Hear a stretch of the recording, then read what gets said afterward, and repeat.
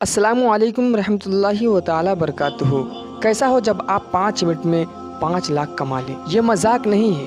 کچھ لوگ تو اس ویڈیو کو پوسٹ کر دیں گے، چھوڑ کر چلے جائیں گے، لیکن آپ کو نہیں جانا ہے۔ اگر آپ 5 لاکھ کمانا چاہتے ہیں تو اس ویڈیو کو پورا دیکھیے گا۔ بہت ہی بہترین ویڈیو ہے، آزمائی ہوئی چیز ہے یہ، کیونکہ آج کی ویڈیو میں ہم آپ کو ایک ایسی سورہ سنانے والے ہیں جن کو صرف سننا ہے، پڑھنا نہیں ہے، صرف سننا ہے۔ اور دھیان میں رکھنے والی بات یہ ہے کہ جب بھی کوئی بھی کام کرے تو آپ کے سچے دل کا ارادہ ہونا چاہیے، نیت ہونی چاہیے۔ ارادہ نہیں ہوگا، نیت نہیں ہوگا تو کوئی فرق نہیں پڑے گا۔ اور آپ اس سورہ کو پورا سنیں، اور جب آپ اس سورہ کو پورا سن لیں گے، پھر آپ کو 5 لاکھ نہ ملے تو جو چاہیں وہ کمنٹ باکس میں لکھ کے جانا، بول کے جانا۔ اور دوسری بات، آپ اس سورہ کو جتنی بار سنیں گے اتنی بار آپ کو 5 لاکھ ملیں گے۔ اور جس وقت آپ اس سورہ کو پڑھیں، ایک وقت مقرر کر لیں، اس وقت اپنے خواہش کو، اپنے تمناؤں کو اپنے دل میں رکھیں اور یقین کے ساتھ سنیں۔ اس نیت سے اس سورہ کو سنیں کہ آپ اپنی حاجتوں کو پورا کرنے کے لیے اس سورہ کو سن رہے ہیں۔ اور یہ بات بھی دھیان میں رکھیے گا، اس سورہ کو جب بھی سننا شروع کریں تو پورا سنیں، کیونکہ اس سورہ کو سننے سے بگڑے ہوئے کام بھی بن جاتے ہیں۔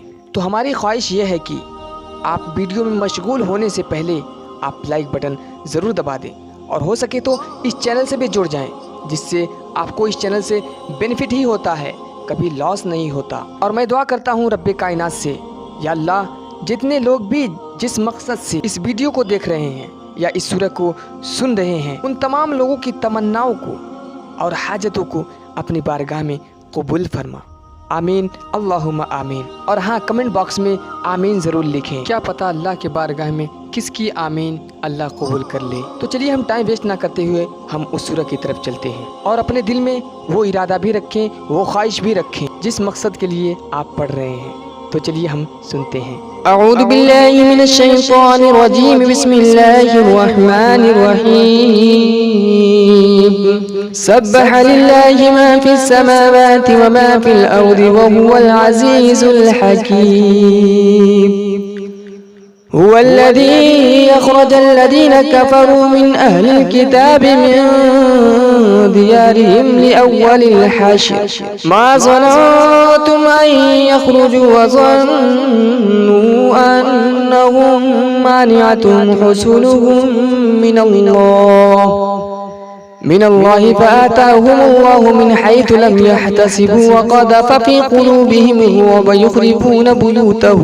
يخربون بيوتهم بأيديهم وأيدي المؤمنين فاعتبروا يا أولي الأبصار ولولا أن كتب الله عليهم الجلاء لعذبهم في الدنيا ولهم في الآخرة عذاب النار ذلك بأنهم شاقوا الله ورسوله ومن يشاق الله فإن الله شديد العقاب ما قطعتم من لينة أو تركتموها قائمة على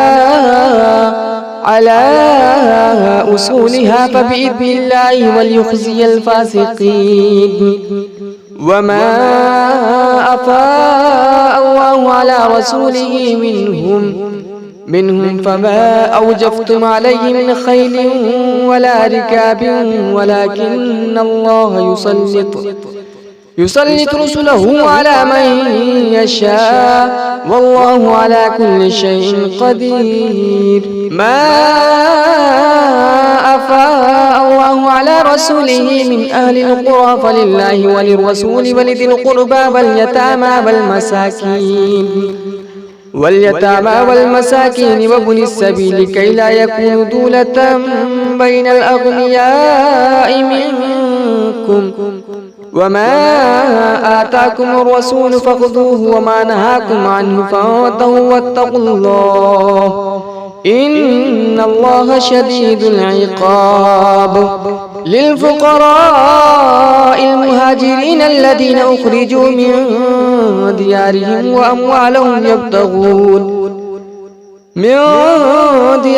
وأموالهم يبتغون فضلا من الله ورضوانا وينصرون الله ورسوله أولئك هم الصادقون والذين تبوأوا الدار والإيمان من قبلهم يحبون من هاجر إليهم ولا يجدون في صدورهم حاجة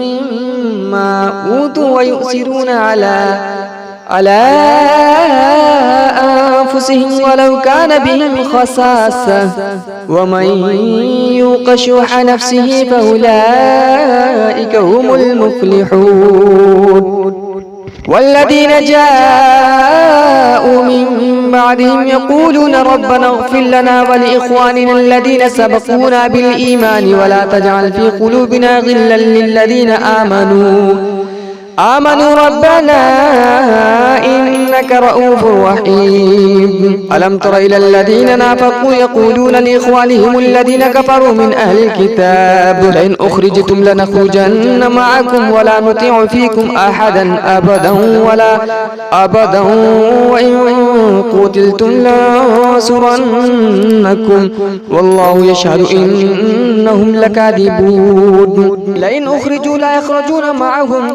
ولئن قتلوا لا ينصرونهم ولئن نصروهم ليولن الأدبار ثم لا ينصرون لأنتم أشد رهبة في صدورهم من الله ذلك بأنهم قوم لا يفقهون لا يقاتلونكم جميعا إلا في قرى محسنة أو من وراء جدر بأسهم بينهم شديد تحسبهم جميعا وقلوبهم شتى ذلك بأنهم قوم لا يعقلون كمثل الذين من قبلهم قريبا ذاقوا وبال أمرهم ولهم عذاب أليم كمثل الشيطان إذ قال للإنسان اكفر فلما كفر قال إني بريء منك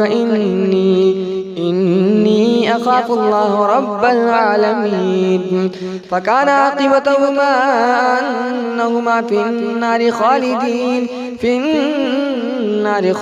فيها وذلك جزاء الظالمين يا أيها الذين آمنوا اتقوا الله ولتنظر نفس ما قدمت لغد واتقوا الله إن الله خبير بما تعملون ولا تكونوا كالذين نسوا الله فأنساهم أنفسهم أولئك هم الفاسقون لا يستوي أصحاب النار وأصحاب الجنة أصحاب الجنة هم الفائزون لو أنزلنا هذا القرآن على جبل لرأيته خاشعا متصدعا من خشية الله وتلك الأمثال نضربها للناس لعلهم يتفكرون والله الذي لا إله إلا هو عالم الغيب والشهادة هو الرحمن الرحيم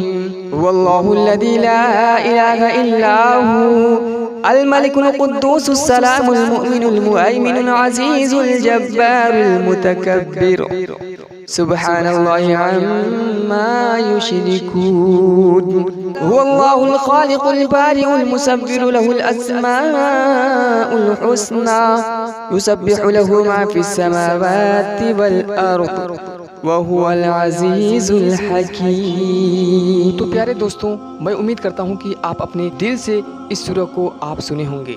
تو اب آپ سوچ رہے ہوں گے کہ ہمارے 5 لاکھ کہاں گئے، ہمیں کہاں سے ملیں گے؟ تو میں آپ کو بتا دوں، آپ کا دل خوش ہو جائے گا کہ آپ کو اتنا بینیفٹ ہوا۔ تو آپ جس وقت اس سورہ کو سن رہے تھے اس وقت میں آپ کے نامہ اعمال میں 5 لاکھ نیکیاں لکھ دی گئیں۔ تو آپ کو پیسہ تو نہیں ملا، لیکن میں ایسی چیز دیا ہوں جب کل میدان محشر میں لوگ نیکیاں کے لیے تڑپیں گے تو آپ کس سے مانگنے جاؤ گے؟ کون دے گا؟ دنیا میں تو کوئی دیتا نہیں، آخرت میں کون دے گا؟ اگر آپ اس ویڈیو کو روزانہ سنتے ہیں، اس قرآن مقدس کو روزانہ سنتے ہیں، روزانہ 5 لاکھ نیکیوں کا حقدار ہوں گے، اور اگر دوسرے کے ساتھ شیئر کرتے ہیں تو اس کا الگ ثواب ملے گا، کیونکہ قرآن کو پڑھنا بھی ثواب ہے، دیکھنا بھی ثواب ہے، چھونا بھی ثواب ہے۔ यानी हर तरह से सवाब ही सवाब है। इसीलिए मैं आपको ये सूरह सुनाया हूँ। मैं उम्मीद करता हूँ कि आपको ये वीडियो बहुत पसंद आया। तो मिलते हैं नेक्स्ट वीडियो में एक नई टॉपिक के साथ। तब तक के लिए अस्सलाम वालेकुम।